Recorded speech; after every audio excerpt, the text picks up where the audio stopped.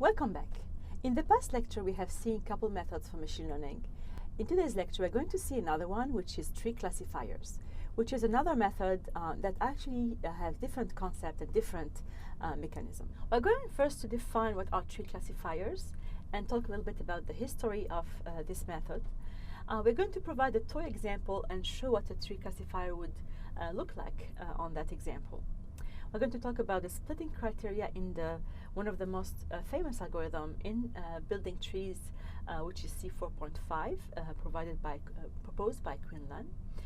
We are going to talk about how numerical features are handled, some pruning strategies, and also alternative methods such as CART. We're going to talk a little bit at the end about practical considerations and the pros and cons of using tree classifiers in machine learning. So first of all, tree classifiers is one of the most popular classification methods in machine learning. It's easy to understand and easy to implement because it has a simple algorithmic approach to it. There is no assumptions we need to make about whether we are going to deliver a linear model or not. So we just take the data as it is. Historically, there were two classes of tree classifiers in the literature. They were both invented in the computer science community by Quinlan. There was a whole Quinlan series between 79 and 83 of algorithms, including ID3 and C4.5 family of algorithms. And also in the statistics, such as CART, classification and regression trees, proposed by Friedman in 1977. There were many refinements afterwards in the mid-90s, for example, including pruning and handling numerical features in the Quinlan family of tree classifiers. Tree classifiers has been applied a lot. This includes applications in botany, in medical research, and in computational biology, to cite a few. So how does it work? Let me first point out that the terminology tree is purely graphic. So when we build tree classifiers, what we are building is a kind of decision tree that is grown from the root downwards, in the sense that, first of all, we start with the root in which we have all our examples to classify, so as we build the model. And then we're going to send these examples down the tree using the concept of information entropy that allows us to build a classifier that makes a good decision model for the data. The general steps of the algorithms to build the tree are as follows. First of all, we're going to start with the root node in which we have all our examples. Suppose our bananas and oranges. We're going to start with the set of all fruits at the root, and we build the decision tree downwards. So once we put all the data in the root, we're going to do a greedy selection for the next best features that actually splits the data correctly. So the splitting criteria here is based on the node purity. So we're going to go through the features one by one and select which ones are splitting the data in the best possible way, which means that by picking this feature, we're going to achieve node purity, which means that nodes that are either from one class or the other one. That's in step 2. And finally, in step 3, we're going to assign the class majority to the leaves of the tree. Okay, so these are the main steps, these are the general steps. So let's recall first the classification scenario. We have data, and the data is a set of feature values with a label, where the values are in RD, and we have the label, which is a discrete value. So the label could be +1 and -1, or 0 and 1 in a binary classification scenario. Okay, the classification aims to find the classification function f that maps the input to the output, or otherwise the features to the label. In the case of tree classifiers, we're not building a function f. What we are building is a model that is a tree, right? And there is no need for the features xi to be in RD, so there is no need to turn any categorical feature into a numerical feature. So we just take the data as it is, and we build a tree in lieu of building a function f. Here's an example about job hiring. Suppose we have historical data about applicants who applied in a given company for a job. So we have information, so we have the applicants, the list of applicants from the past. We also have features describing these applicants, and these features are highest degree, work experience, their favorite programming language, and whether they needed a work visa or not. We have the label, which is whether the company ended up hiring them or not. The goal is to build a decision tree that will help us decide when we have a new applicant, whether we should hire the applicant or not. So in other words, suppose we have a new applicant with a master's degree who works on user experience design, whose favorite programming language is Java, and who does need a work visa.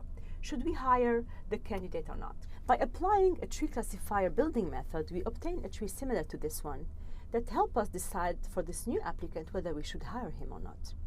So the applicant has as favorite language Java. So I'm going to go through the tree, the first node. The favorite language is Java, so I'm going to go through this path, the left-hand side. Given that this value for the feature favorite language, the next feature to test is highest degree.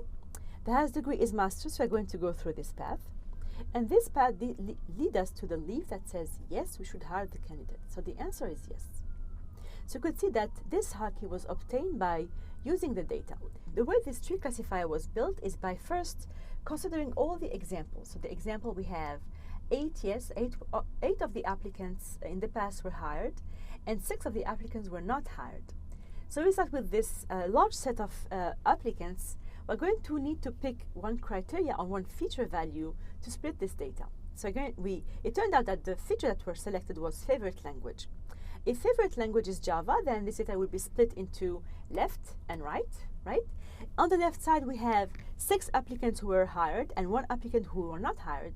And on the right side, we have 2 applicants hired versus 5 who were not hired. So this seems like doing a pretty good job at splitting the data between hired and not hired. So, and so on and so forth. We're going to go again, do the process, and pick another feature value for which we split the data, with which we split the data. So the next one that was picked is highest degree, and this highest degree would have 3 possible values: bachelor, master's, and PhD. And it turned out if you pick this feature, you're going to have nodes that are all pure, which means that they have examples of one specific of the classes. So it's clear that splitting criteria in this kind of algorithm, and we are talking here specifically about the line of algorithm that is C4.5 or ID3, is the central choice is really the splitting criteria. How do we pick the next attribute or the next feature to split on? So we are looking for some criteria that measures the homogeneity of impurity of the examples in the nodes. So you could see here that we were quite happy to see that in this node specifically we have 6 hired versus 1 non-hired. So we're looking for some criteria that help us split the data so as we put them in buckets of classes. So we are looking for some criteria that actually help quantify the mix of classes at each node. The maximum is reached when there is an equal number of elements or examples from each class in the node, which means that there is a high homogeneity of, or the node is impure. And we want this measure to be minimum if the node is pure. So we have only one class in the node. A perfect measure for this kind of situation is commonly used in information theory and is called the entropy. So the entropy will be measured for node S. So given a node, given some node S, the entropy will be measured by taking into consideration the proportions of positive and negative example in the node. So the entropy of S is defined as minus proportion of positive log 2 of proportion of positive minus proportion of negative log 2 of proportion of negative in the nodes. So this measure will tell me what is the mix in the node. The best way to understand how the entropy can measure the purity of a node is to plot the function of entropy. So you could see that the entropy is at its maximum whenever we have a perfect balance of positive negative, and this could be seen at this point here. So here, on the x-axis, we have the proportions of positive examples. When it's 0.5 means that we have as much positive examples as negative examples, and in this case, the function would be at its maximum. So this is responding to the criteria that we are looking in this, and the kind of function that could help split the data. The function is at its minimum whenever we have a pure node. So this is at this point here where we have only positive examples, or at this point here where the proportion of positive examples is 0, which means that we only have negative examples. So this function is the perfect function to measure this purity of nodes. In general, if we have C classes, we can generalize the entropy function for node S as the sum of minus pi log 2 of pi, where each of the pi is the proportion of one of the classes in the data. We use a measure called information gain that measures the expected reduction in entropy caused by partitioning the examples according to the attributes. In other words, the gain for some node S, given some feature or attribute A, is the entropy at the node A minus the entropy at each of the nodes that are children of A if we split by A and each going through all of its features. In other words, it's the entropy of S minus the entropy weighted by the size of each of the nodes. So I'm going to sum over all possible entropies for all possible values of the feature A, but we weight that by the size of each of the nodes as compared to the whole size of the node S.